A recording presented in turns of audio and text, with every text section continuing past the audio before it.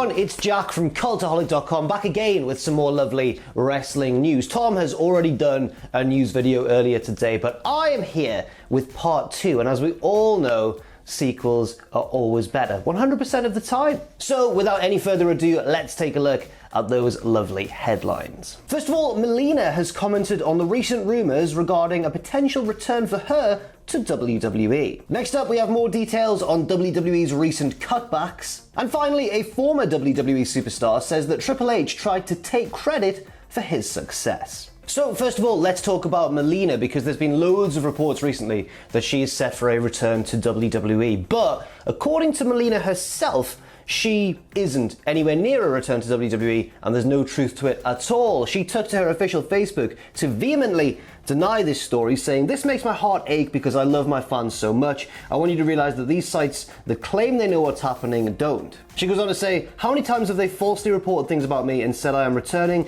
You can't believe them because they do not report real or correct news. They often twist things up to get clicks. I am not signed with WWE, but that doesn't mean it's not a possibility."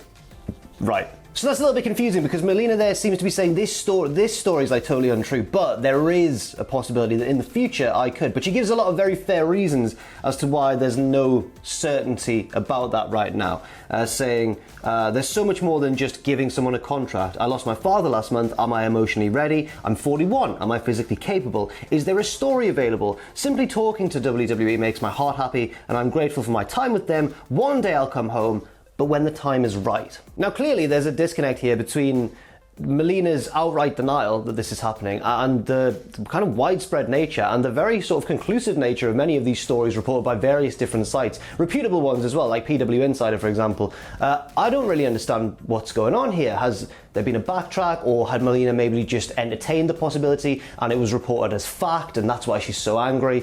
I don't know. I really don't know. But, I mean, everyone, I think, would certainly like to see Melina back in WWE. She was a fantastic wrestler, and she was one of those.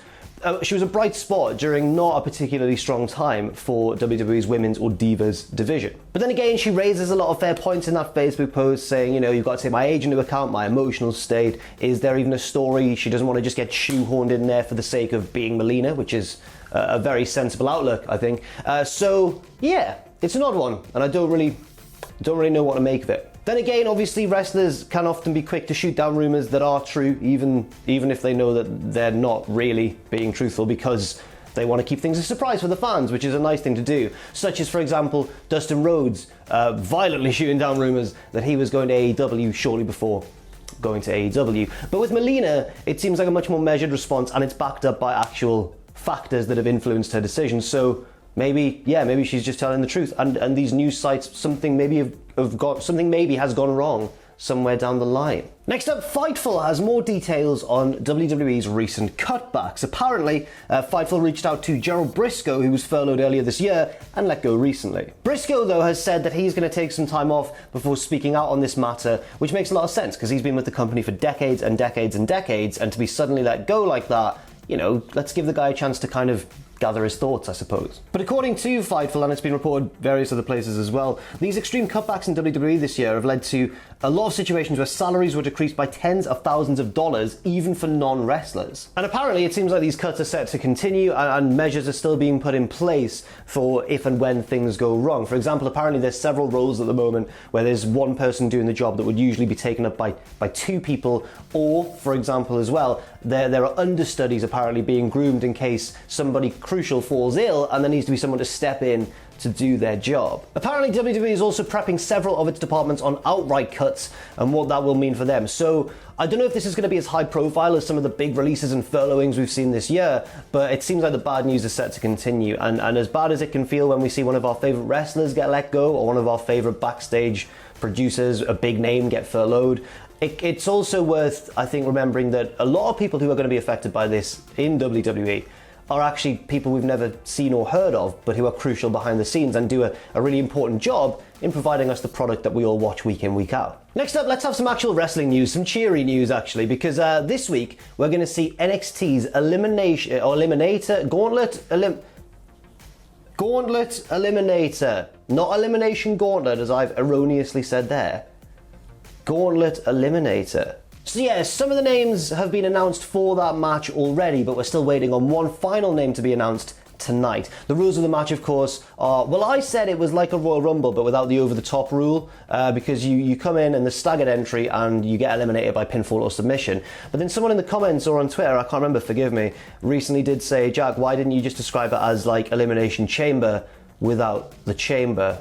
Which makes a lot more sense. Anyway, yes, regardless, the winner of the match will receive a number one contender shot against Finn Balor for the NXT Championship on the 4th of October. And the four names announced so far for the match are Timothy Thatcher, Cameron Grimes, Kushida, and Kyle O'Reilly. And Dave Meltzer on Wrestling Observer Radio said that he would be surprised, he would consider any of those four names a surprise as somebody to main event to headline a takeover against Finn Balor, but he also reckons that all four of them would probably put on a very good match with Balor. I personally want Kyle O'Reilly to win because I'm really enjoying his little weird babyface storyline with the Undisputed Era, but at the moment Kushida is on a roll as well. He's been taking care of opponents in very short order. Cameron Grimes came close to winning the North American Championship in that ladder match, of course, but didn't. And Timothy Thatcher's just being Timothy Thatcher recently, grabbing people in arm locks, trying to rip them off, and being a nasty man all the while. Next up, Rob Van Dam, former WWE Superstar and current Impact star Rob Van Dam,